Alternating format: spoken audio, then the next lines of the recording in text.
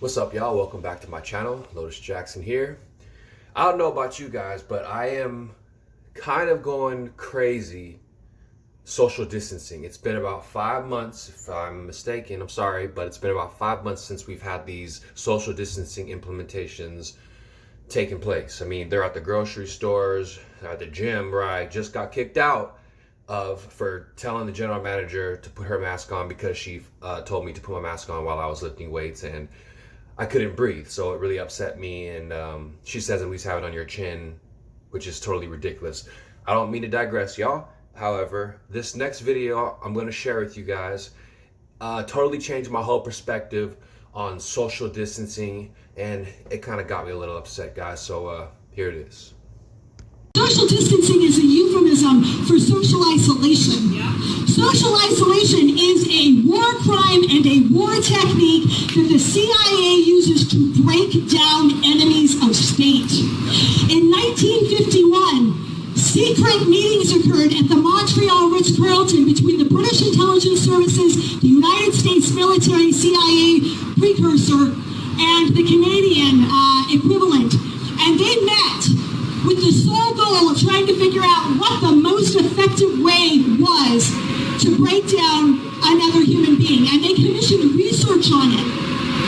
And after doing a little bit of research, what they rapidly realized is that the ideal way of breaking down a prisoner of war, an enemy of state, or you or me, is to socially isolate them. It is more effective, and I am quoting right now, than any other form of mistreatment. It is more effective than physical torture, than depriving them of food, or depriving them of sleep.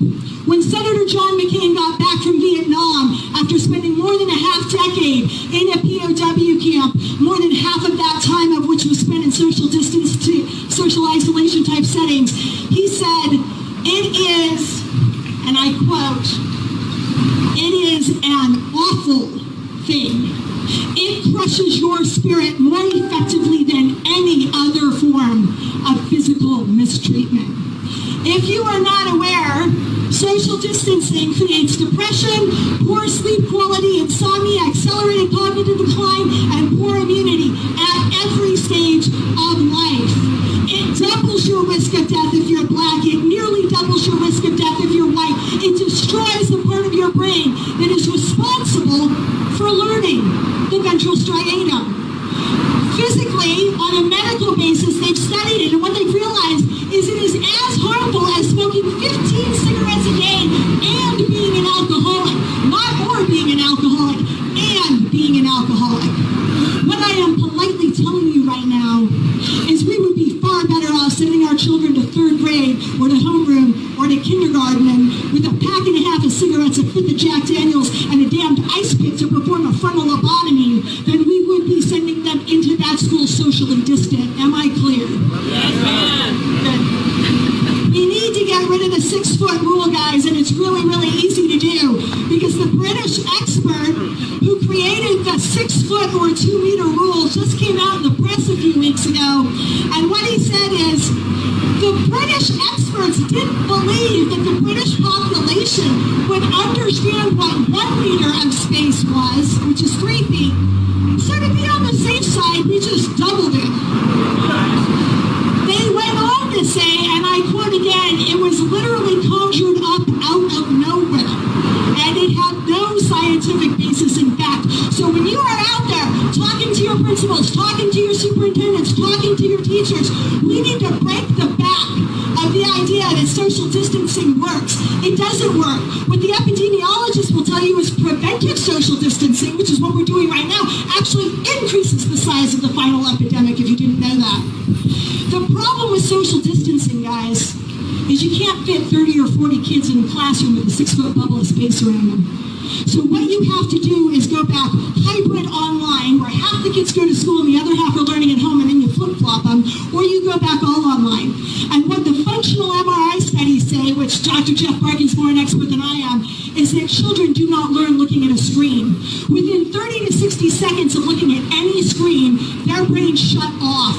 That is why TV commercials come on loud and hard and flashy. They're trying to wake your dolphin brain back up so you realize you need another pack of Coke in your fridge. disadvantage.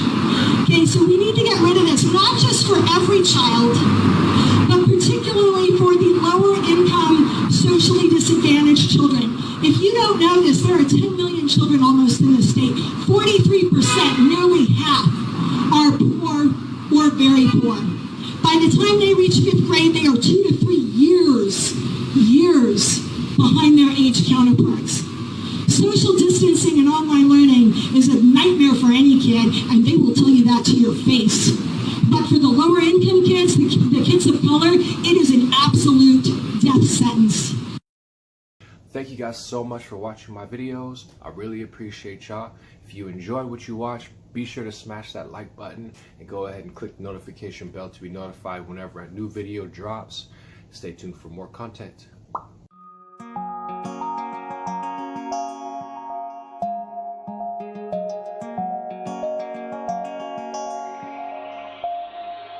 Like a diamond in the sky,